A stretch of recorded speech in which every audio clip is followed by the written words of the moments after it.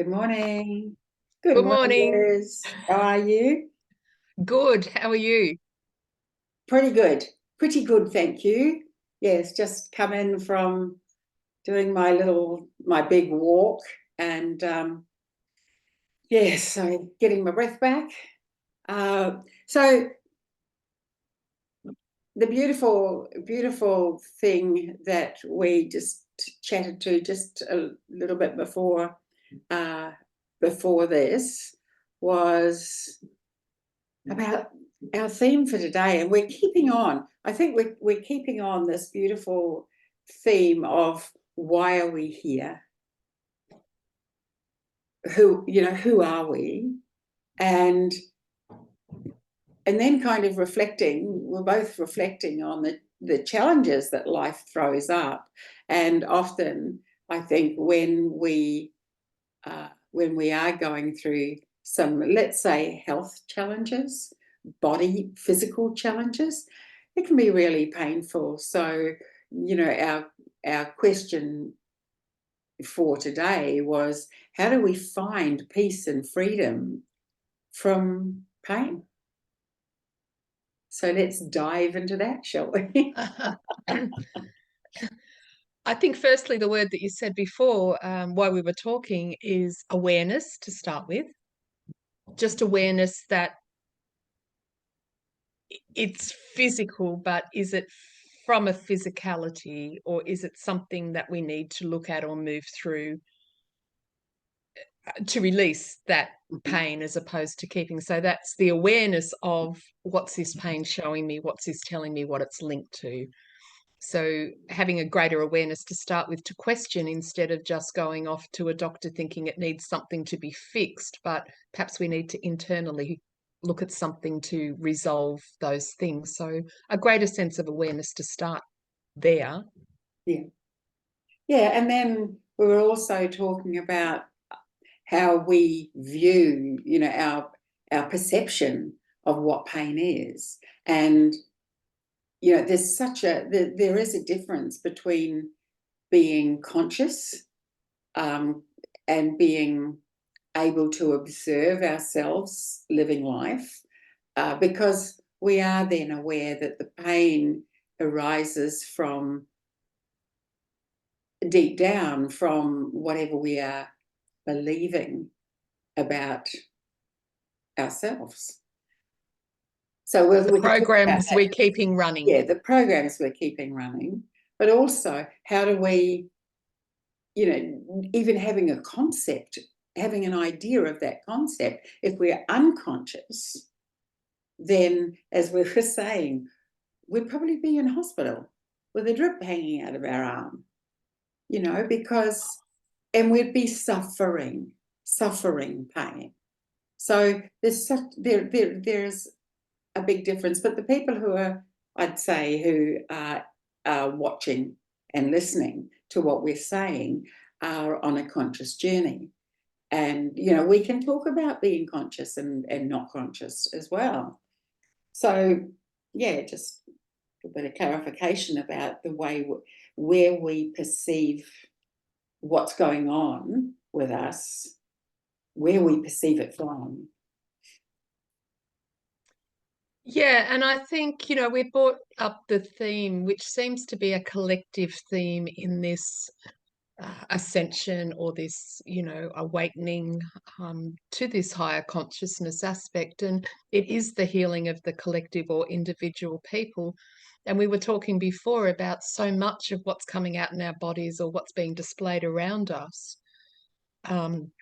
is the belief that we aren't enough.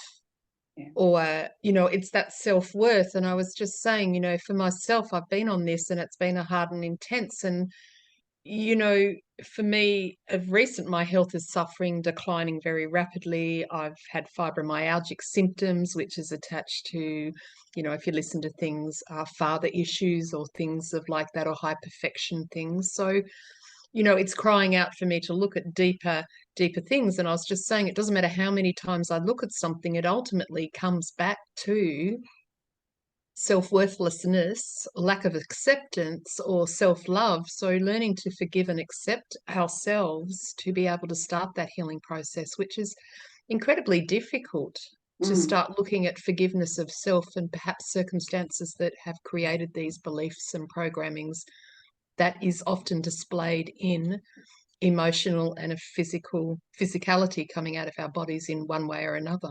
mm. Well, I think most of the, most of the beliefs are based on, are developed.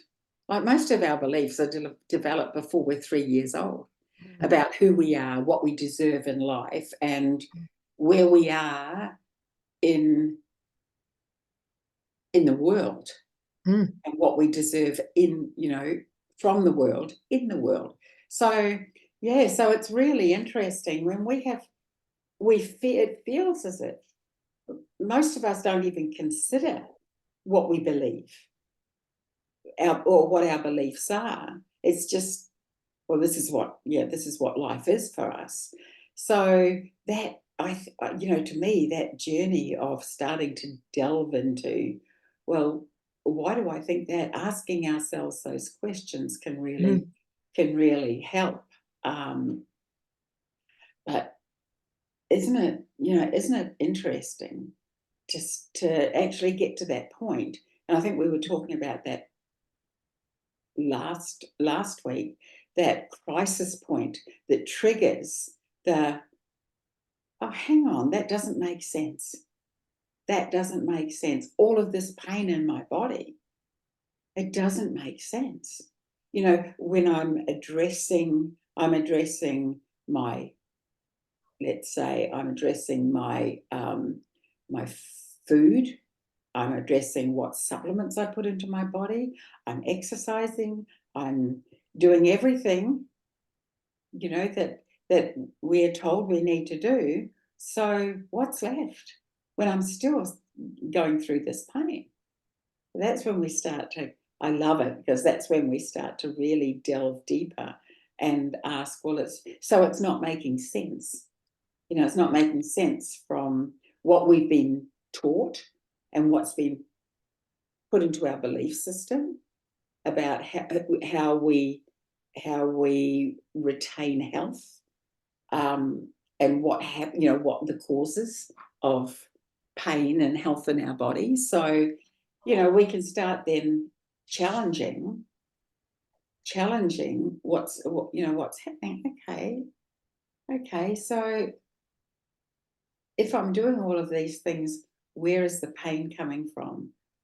And as you say, and you put so well, we can start to delve into, why am I not enough? What's happening that's bringing up the thoughts that I'm not enough. If I was enough, then I wouldn't be this. If I was enough, then this wouldn't happen. And you're And answering the question that came up while you were talking then, again, I keep coming back to keeping it simple. And the thing yes, was, you can do the programming and you look at all of that stuff and you start to question. So as you say, why am I retaining it? Why am I doing it? And what popped up straight into my head when you said that is our self-talk. We can have these belief systems and yes, all of this, but yeah, then it's this ego, this self-talk of, yeah. I'm not good enough. I don't look like that person. I Don't can't fit teach that. that Yeah, close. I can't do this. yeah, I'm a worthless piece of, yeah, finish the so but it's all of those things that are keeping us locked in that yeah, programming that's taking us round and round. And it just seems to me that if we're questioning, but if we start being aware of what our thoughts are, what we're doing to ourselves, and it's keeping ourselves, that's the abuse. It could be abuse via drugs, alcohol, food, but it's also our self-talk abuse. yeah, absolutely, absolutely. And that's identifiable, which is, that's really identifiable, without going down rabbit holes. It's like, oh, okay, that's Yeah. what's going on. That little voice in my head, as you say. So, Yeah. and that all boils down to, I don't love and accept myself, as you were saying. you know. Oh, it's So massive, yeah, massive. yeah. Yeah. So spinning that around, you know, what would happen? What would happen if we stopped for 2 minutes? 2 minutes again. And as you know, I'm always rabbiting on about going and standing with our feet on the, you know, feet on the earth. But even not doing that, just standing with both feet so we can feel the soles of our feet on the surface, and just breathing and just going, you know, if we even make the statement with our eyes closed in the core of a beautiful breath right down into our belly, if we just make the statement, I love myself, I love who I am, we soon feel all the resistance come up, if there is resistance. If we truly love and accept ourselves, then our body will respond to that by going, ah. If it But the doesn't, trouble is we don't, because there's so many belief systems there. So the other thing we can do while we're taking that awareness to the breath and that is to, if it comes up and you go, I love myself, and you feel the resistance, maybe not even that. What was the thought that put you there? What yeah, was the thought you did? What were the words that you spoke that you know, put yourself down? mm, Like, why did I speak those words? If we can start to yeah, just look at that just very simplistically, and it's yes, not going to be simple, but we can start somewhere. yes, Why did I say that I was yeah, a dumb shit or whatever? You know, yes, why did I say that I can't do that? What is that attached to? And then yeah, start looking at that bit exactly, by bit, you know, yes, yeah, and because we that will, can say those words. They are words, but we have to feel them, as you said, and we cannot feel them while we're stuck in belief systems that perhaps no, aren't ours. They're no, ours, so but true, they've been gifted to us by they all have, that's around us at a very young age. Like, yeah, but we really have to go, why am I saying that? And I think that is the core of getting to yeah, recognizing the self acceptance and yes, self forgiveness, because there's so much guilt and shame for the things that we do that we constantly put ourselves down mm, of not being enough, or yeah, shouldn't have said that, shouldn't have done that, shouldn't look like that. But just getting those little gems of at that time while your feet are on the ground, and that awareness of, okay, why did I say that in that mm, moment? What triggered me? What, you know, to start maybe just having a greater awareness of the fact how often we do it. oh, and it really is constant.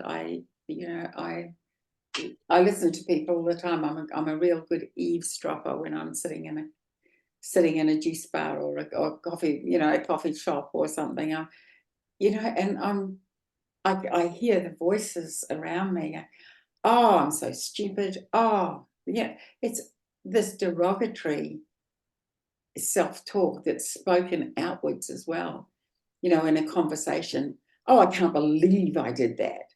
You know, just it's like stop. That's what we can do, as you were saying. We can stop in that moment and just say, okay, And it's not almost easy. Like, you know, I can it bring isn't. myself back. You know, I've Mm, started teaching yoga, and, you know, I did my yoga training some time ago, and, you know, I'm doing quite a few classes this week, and I stepped up and put my hand up and said, I'll do this particular class. And I'm not confident, but I do the class and I do it really well. But then I compare myself to the person that I'm taking the class for, and I go, I can't do that. I'm not that good. I can't do that. But and I recognize and I go, you've put yourself out. It's a 45-minute class. You know you can teach it. You're comparing yourself to someone else. And then it's yeah, like, but I'm not that person. So my yeah, teaching is going to be totally different. It's going to be a totally different. But if I didn't recognize that, I'm going onto that yes, stage to teach this class already feeling um, unable to match up to this other person's for class. someone So I've got else. an expectation on myself to teach a class that I wouldn't generally teach. So you're Mm, already putting yourself through the trauma before you get there, instead of going, well, I'm not that person. That's not the way I teach, but I'm quite capable of creating a class that is coming from my heart and something that I'm passionate about in my own way. But it's catching myself at that time, because if I yeah, don't, mm, I've already had that self-talk, put myself down, said I can't do it. So the chances are I'm going to get on the stage and I'm not going to be able to do it, because I've already told myself I can't do it because I'm not good enough to that person. Like, it's a crap. Look, when you say that out, how silly does that sound that we hold ourselves back because I'm not that person, but I'm not that person. I'm Liz in this body. You know, it sounds so ridiculous that we keep doing this stuff when you voice it out loud, isn't it? And it's a self-fulfilling prophecy, isn't it? It's so simple.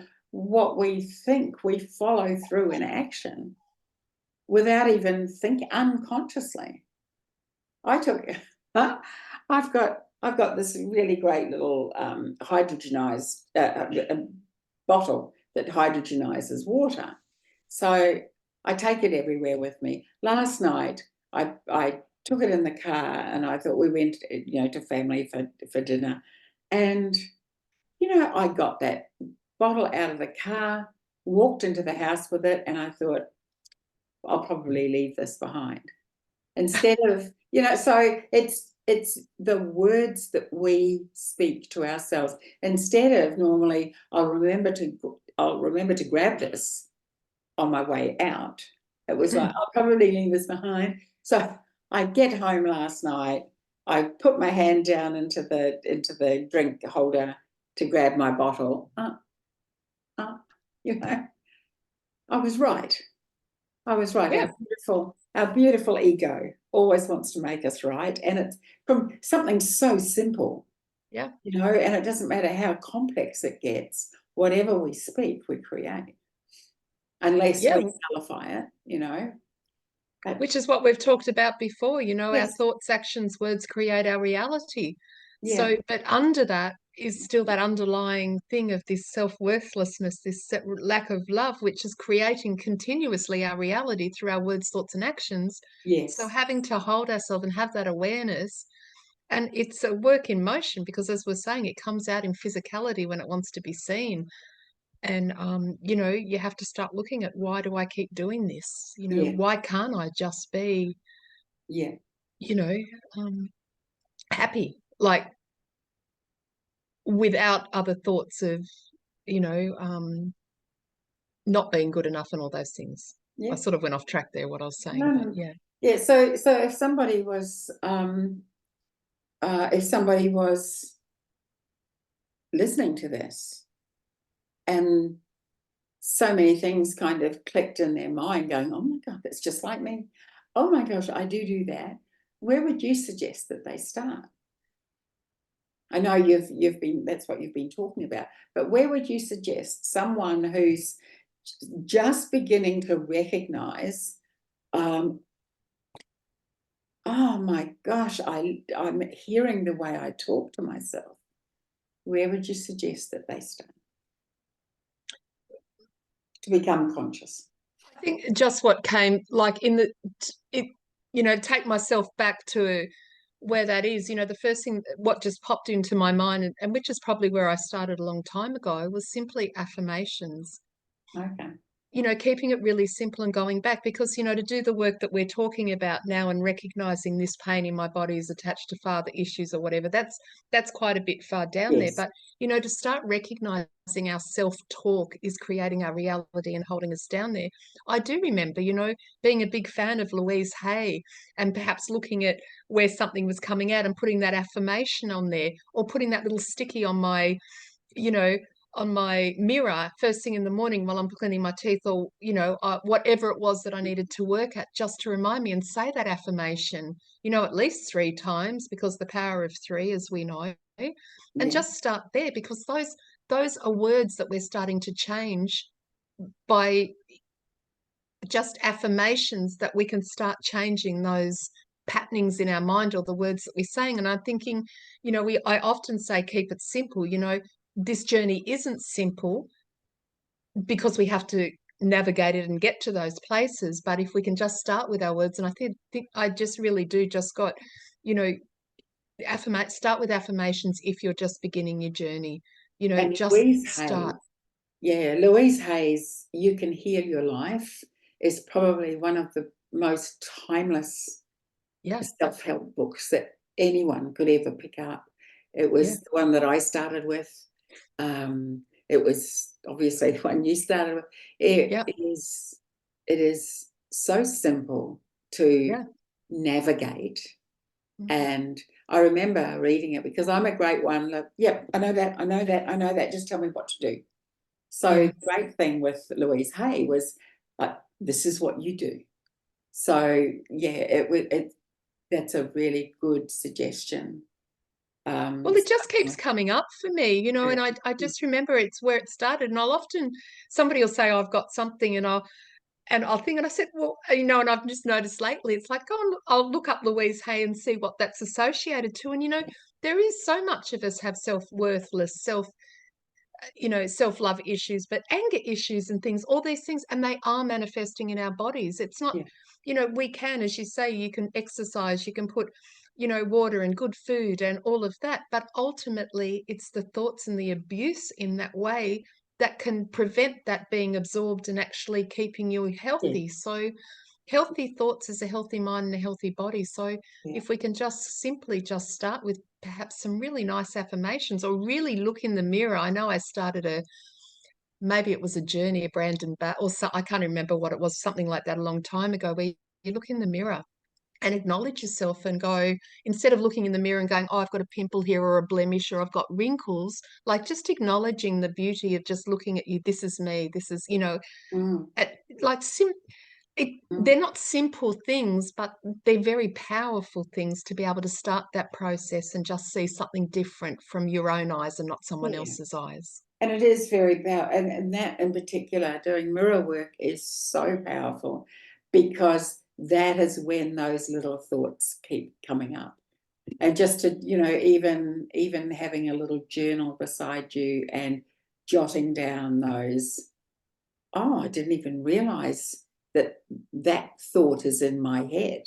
When I'm looking at myself in the mirror, and it's amazing how many people can still not look in the mirror and just smile at yourself, without that little chatterbox starting in the head. Yeah, and I think like doing those affirmations, just starting simple, but you Yes. put it, I forgot because I journal. I journal every day. I absolutely journal every day. I write a thought. I really hold myself accountable for my actions and go, what did that? So I think even starting with the affirmations in the journal and writing down what thought you did and then your affirmation, but that's when you'll start to begin to have emotions pop up that may be attached to where you can start the process of Yeah. looking at and dealing with it. And they're two very simple things, affirmation and journaling, writing. Yes. Everyone can begin there. Yeah. It's Yeah. not expensive. We're not asking for therapy. It's just basic things Yeah. that we can do, keeping it simple, Yeah. holding ourselves accountable, but just, becoming aware of our words, thoughts, and actions, and then altering them, changing them. That's really great. Really great. Thank you. And our time is up again already. Really? But yes, I know. I know. It's amazing, isn't it? So, but that's a really lovely thing to be leaving, to be ending on, is that here are two simple, Yeah. simple things that we can do to begin our journey into consciousness. So Because we wonderful. are, at the end of the day, we will get there and we are all light. We are all worthy of love for Yeah. ourselves and another. And honestly, we are. And it's the hardest thing to actually accept that we are worthy of love, unconditional love. But it starts, and we are all worthy of it. We just have to reconnect to that. Yeah. So true. So true. Oh, thank you. Thank you. I love Thank these. you. I love these little moments that we can get together and chat and share. They're just these thoughts. And there's one thing that I just love is that neither of us, neither of us get ourselves all dolled up to come on here. We're just, whatever we're doing in the day, it's like, hi, you know, let's get on Zoom right now and start. It's great. Yeah, being authentic, Absolutely. just being us. Okay. So have a wonderful day. Have a wonderful day to everybody. And we'll see you again next week. You too. And goodbye, everyone. Bye. Bye.